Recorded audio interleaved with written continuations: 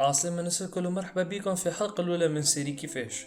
هوني باش نعلمكم كيفاش تتعلموا حاجات ما كنتوش قادرين تعملوها قبل. في حلقة اليوم باش نعلمكم كيفاش تعملوا بوز.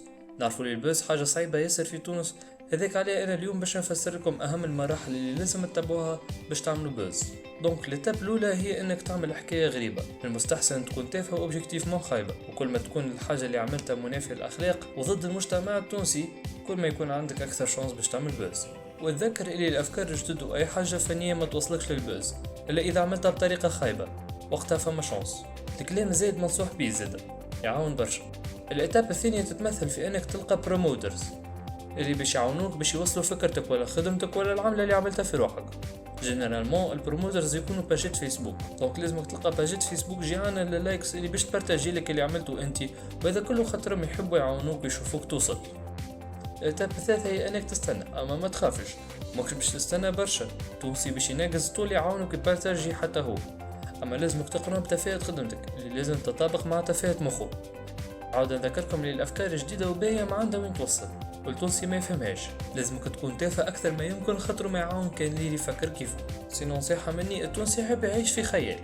من أكثر لي سيتواسيون اللي يحب يعيشهم هو إنه يحسب روحه ذكي وخير منك ينبر عليك. انت في الحالة هذه ما تعمل شيء وامشي معه في الخط، هذا كله تابع الاستراتيجية اللي باش تعتمدها انت باش توصل للبوز اللي حاجتك بيها. نصيحة اخرى، كانك تحب تعمل كوميدي لازمك الكلام الزايد.